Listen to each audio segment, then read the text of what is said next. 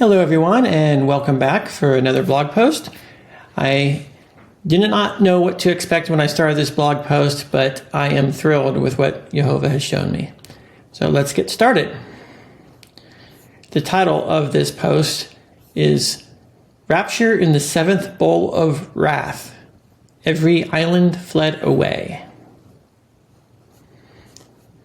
Let's just get straight into the seventh bowl of wrath. This comes from Revelation 16, verse 17 through 21.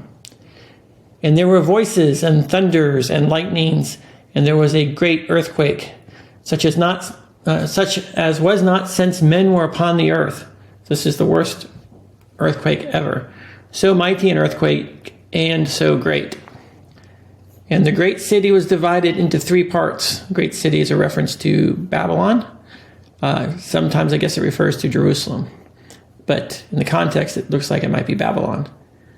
And the cities of the nations fell, and great Babylon came in remembrance before Elohim to give unto her the cup of the wine of the fierceness of his wrath.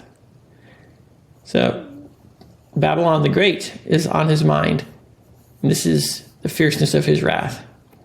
And it says, and every island fled away, and the mountains were not found. And there fell upon men a great hail out of heaven, every stone about the weight of a talent.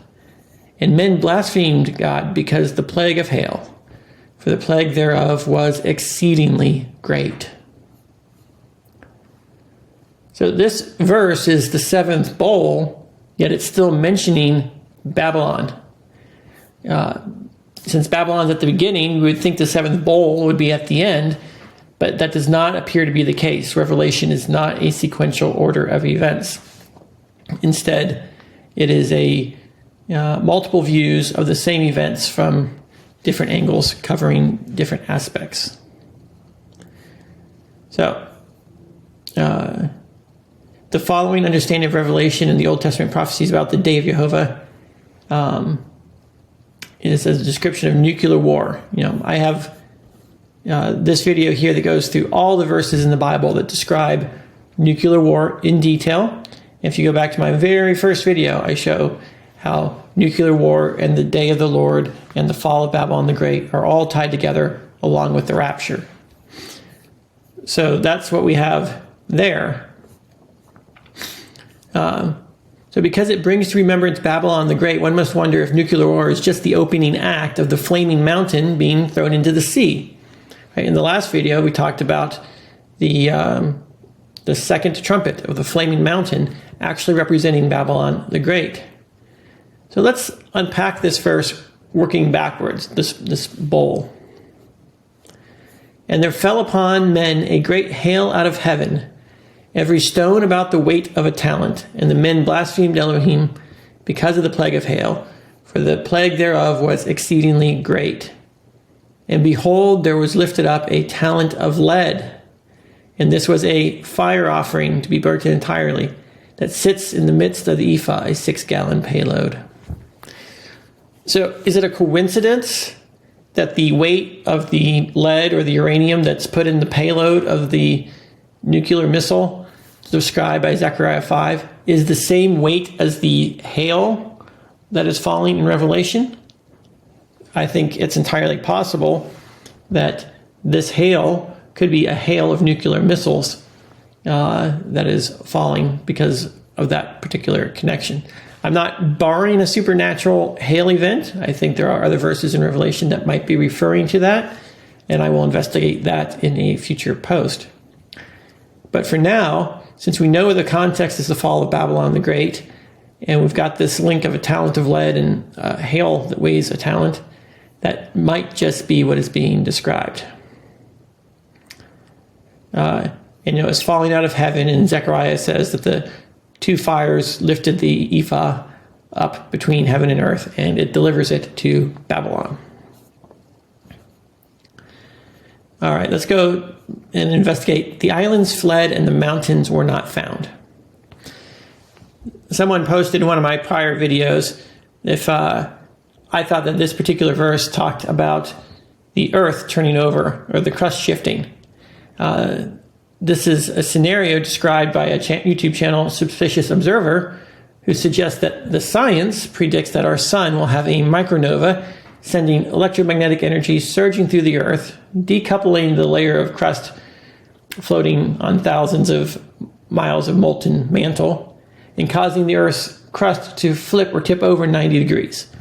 According to them, this has happened in the past, and it would cause massive floods as the oceans flow over the land. So they were asking me, is the islands fleeting away and the mountains not being found, suggesting that maybe the magnetic pole shift that appears to be going underway is what is related to what this is describing? Maybe, maybe not. Let's keep reading. It says, there was a great earthquake, such as not since men were upon the earth. That is a pretty big earthquake, especially when you consider the flood. If they're saying it's the greatest since men were on the earth, well, the flood completely reshaped the entire planet. If you haven't seen this video about Pangea, the global supercontinent being divided in a continental sprint rather than a slow millennia, right? It all happened in 1 year. They've done computer simulations of a scenario of how this could happen. It's very, very fascinating. But that's a lot of earthquakes and shaking going on with the flood. But maybe the earthquakes that we're talking about here are of a different nature, right? The greatest weapons, the greatest man-made destruction in human history. Because Noah's flood separated the Atlantic, made the Himalayan mountains. That would be a massive earthquake to occur at the time of the fall of Babylon, especially when you're going to have a tribulation that follows immediately afterward. So, what then are we to make of the verse that every island fled away? Recently, I've been talking about how mountains are symbolic of nations. Babylon's a mountain. His holy mountain, his holy nation. New Jerusalem is a mountain coming down. Daniel chapter 2 describes a rock not carved by human hands thrown at the base of the statue of Nebuchadnezzar, which represents all the kingdoms of the earth. And out of that grew a mountain that took over the whole earth. This is the millennial kingdom. So we know that mountains can represent nations. So every island fled away and mountains were not found. This suggests to me that Babylon the Great, thrown into the sea, never to be found again. That is what that verse implies.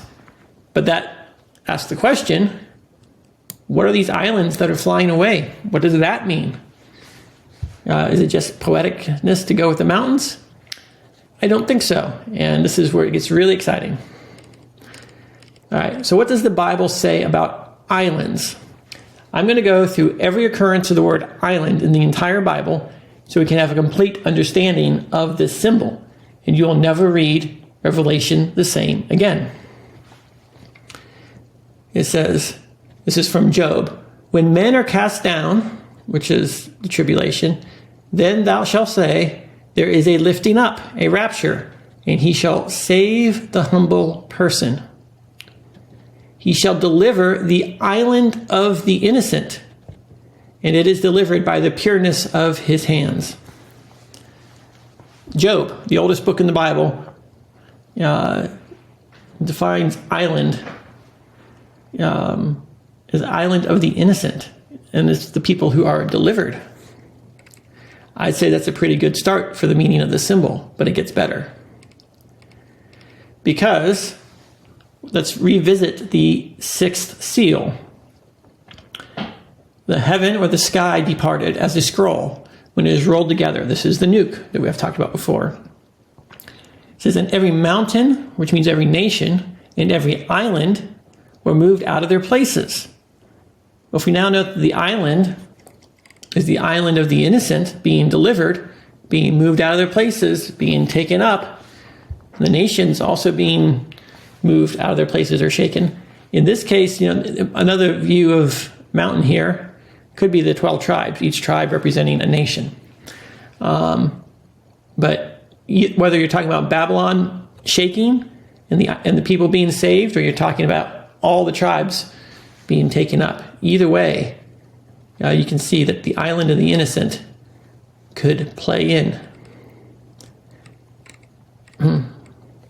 So if we go back to, I just covered that. But wait, there's more. Let's go to Acts chapter 27 and 28. This is when Paul is a prisoner on a ship that is caught in a whirlwind. But not long after, there arose against it a tempestuous whirlwind called Euroclydon, or a cyclone, a northeastern wind like a hurricane in the Mediterranean that blows mostly in the autumn. Autumn is rapture season. That's nice and convenient there. And when the ship was caught and it could not bear up into the wind, it couldn't go against the wind anymore, we let her, the wind, drive, carry, bear up, or bring forth.